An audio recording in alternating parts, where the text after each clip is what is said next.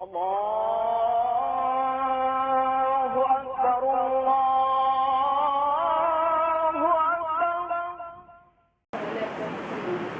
السلام علیکم ورحمۃ اللہ وبرکاتہ۔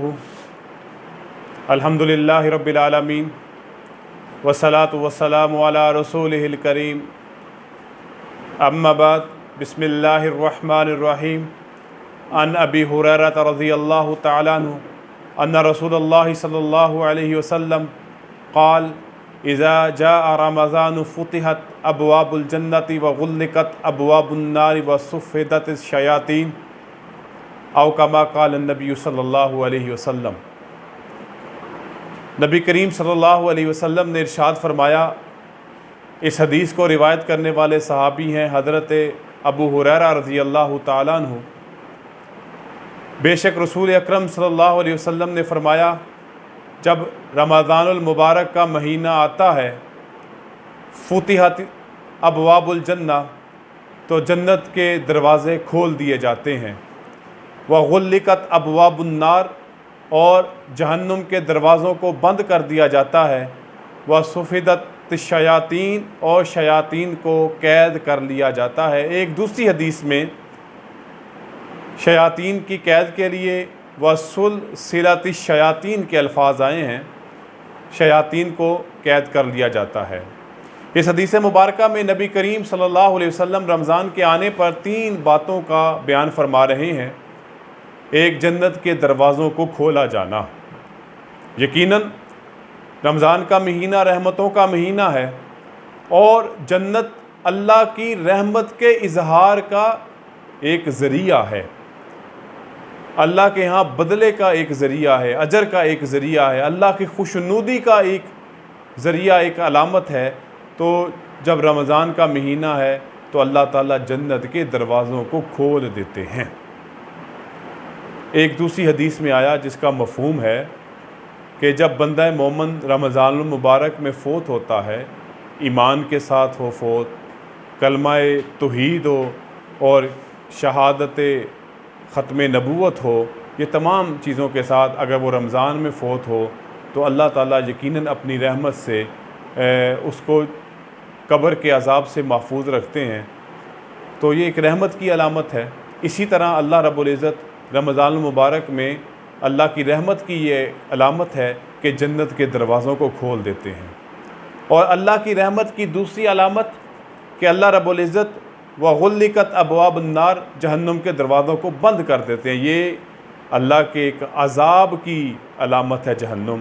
تو اللہ تعالیٰ اس علامت کو رحمت کے مہینے میں اس کے دروازوں کو بند کر دیتے ہیں۔ تیسری چیز، وصفدت شیاطین، اور شیاطین کو قید کر دیا جاتا ہے۔ وسلسلۃ الشیاطین، ایک دوسری روایت میں اس طرح کے الفاظ آئے، شیاطین کو قید کر لیا جاتا ہے۔ اب یہاں میں شیاطین کو قید کرنے سے کیا مراد ہے؟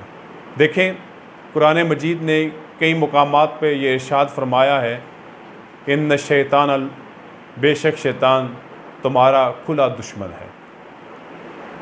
جب بھی کوئی برائی سرزد ہوتی ہے، کوئی گناہ سرزد ہوتا ہے، یقیناً شیطان اس میں اپنا پورا کردار ادا کرتا ہے۔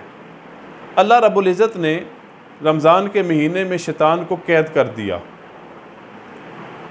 تاکہ انسان کا جو ازلی دشمن ہے وہ انسان کے کسی بھی اچھے کام میں رکاوٹ نہ بن سکے، اور انسان کو کسی بھی برائی کی طرف ابار نہ سکے، اور کسی بھی مومن کے پاس یہ بہانہ نہ رہے کہ اللہ رحمت کا مہینہ تو تھا، نیکیوں کا سیزن تو تھا، بہت کچھ اجر آپ نے اس میں وعدہ فرمایا تھا، لیکن ہم کیا کرتے؟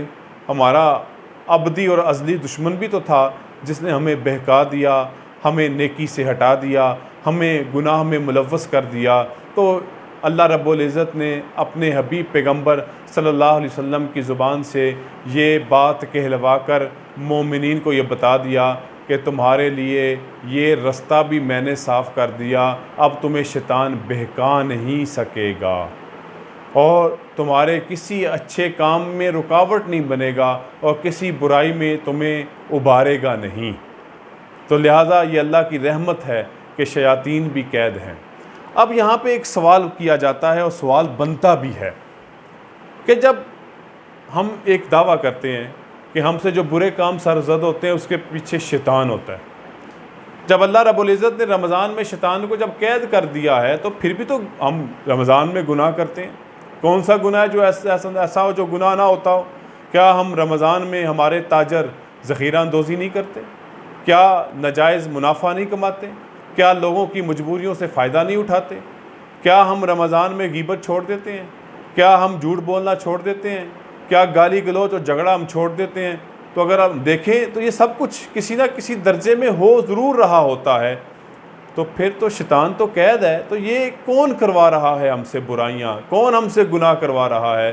تو یہاں پر ہمارے بڑوں نے، محدثین نے، مفسرین نے یہ جواب دیا ہے، شیطان تو قید ہے لیکن انسان کا نفس جو 11 مہینوں کی ایک روٹین سے گزرا ہے، اس نے ان 11 مہینوں میں جھوٹ بھی بولا ہے، دغا بھی کیا ہے، فراڈ بھی کیا ہے، دھوکہ بھی، وہ اس کا عادی بن چکا ہے۔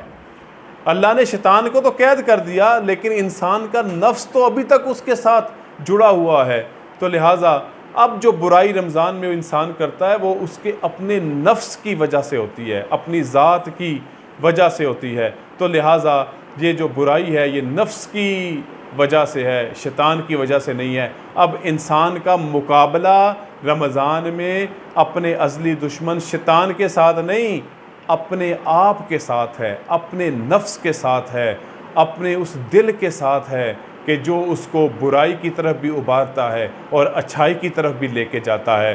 لہٰذا شیاطین تو قید ہیں میرے مومن بھائیوں، مسلمانوں، لیکن ہم نے اپنے نفس کو بھی کنٹرول کرنا ہے، اس کو بھی سلا کے رکھنا ہے تاکہ وہ بھی برائیوں پر آمادہ نہ ہو اور ہم اپنے آپ کو اچھے اعمال پہ لا سکیں، اچھے اعمال کر سکیں اور رمضان المبارک کا پورے طریقے سے فائدہ اٹھا سکیں۔ اللہ رب العزت ہمیں نیک اعمال کرنے کی توفیق عطا فرمائے اور برے اعمال سے ہم سب کو محفوظ رکھے۔ وآخر دعوانا ان الحمد للہ رب العالمین، والسلام علیکم ورحمۃ اللہ وبرکاتہ۔